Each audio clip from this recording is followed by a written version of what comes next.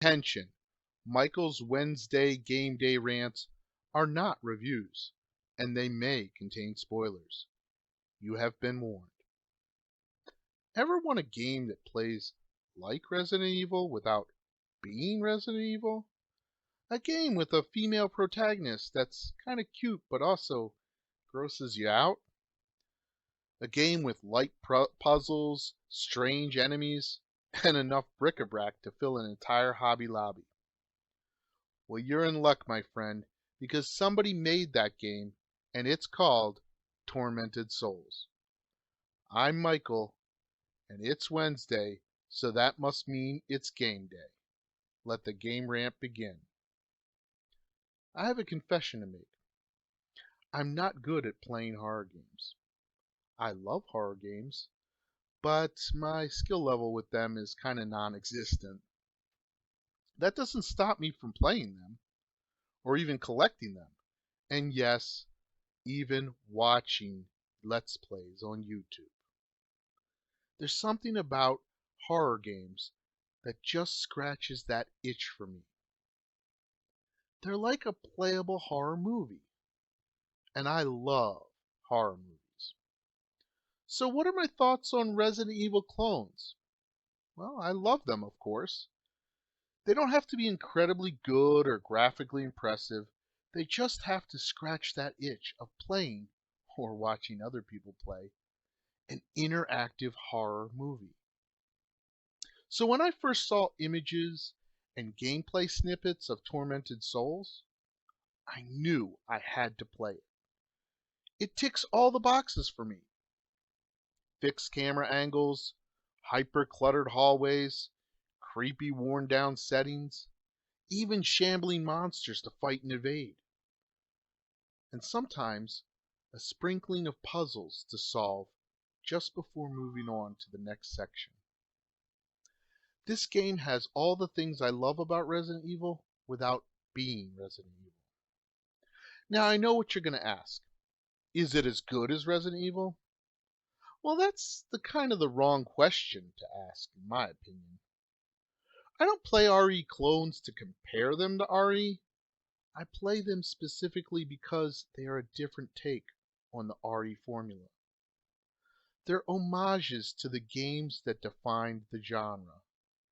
I think of them as equally valid and interesting divergences off the survival horror tree. Branches that split from the Capcom path to create their own niche in the genre. Sure, some of them aren't as good or as polished as Resident Evil, but they have their own charm and, dare I say, their own place in my heart. Heck, I've even played and enjoyed PlayStation 2's Extermination.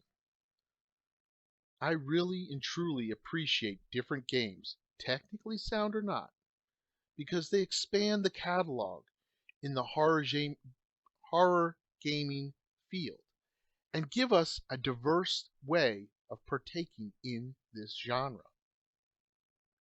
So let's get to my thoughts on Tormented Souls. I thought it was amazing. It has this weird sense of something that I played before, but it's a completely new game. It also balances the line between gore and camp that RE does so well. It captures that feeling of discovery while you're giving combat or puzzles along the way. You play as Caroline, who wakes up in a bathtub and is missing one of her eyes. Ugh. From there, you set out going through a hospital/mansion, trying to figure out the mystery of what happened here along with what happened to you. There are strange, grotesque monsters that stalk you and often block your path. You can stand and fight, or you can run away. You have this nail gun that kind of acts as like an actual gun, so when you're fighting, you can use that. The fixed camera angles lend to a sense of oddity and eerie discomfort, just like the original Resident Evil games.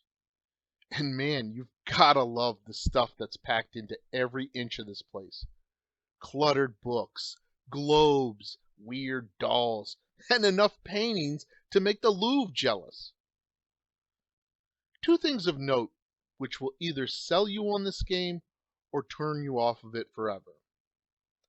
First, the graphics have a distinct cartoon-like aesthetic that kind of flies in the face of the gore.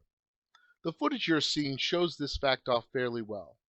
There's this part on where the camera closes up on Caroline's face, and she kind of looks like a PS2 model. Her mouth and eyes give off this plasticky cartoon vibe. But hey, I dig it. I love this aesthetic and wouldn't change it for the world.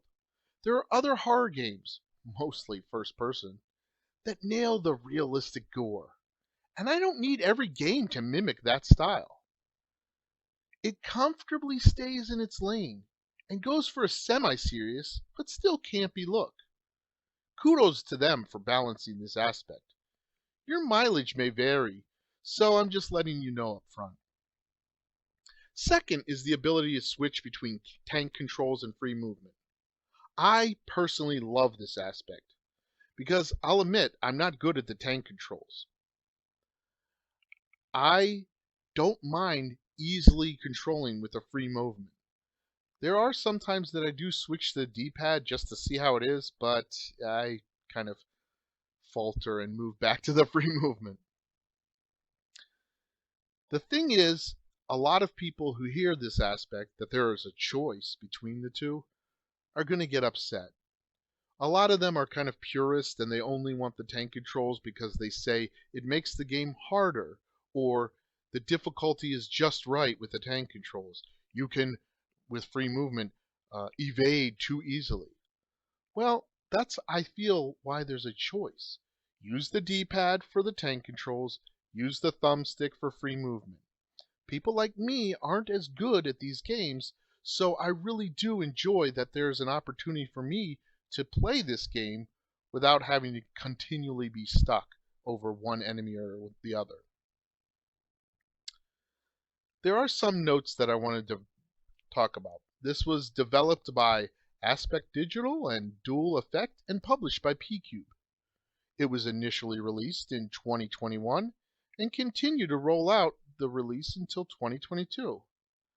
It is available on Nintendo Switch, Microsoft Windows through Steam and GOG, Xbox One, Series X and S, PlayStation 4, and PlayStation 5. My thoughts are based on playing the Xbox Series X version.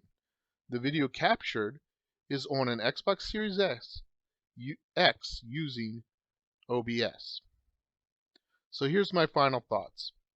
Play it if you like Resident Evil, but you're running out of Resident Evil games. Enjoy it for what it is, and don't lament what it's not.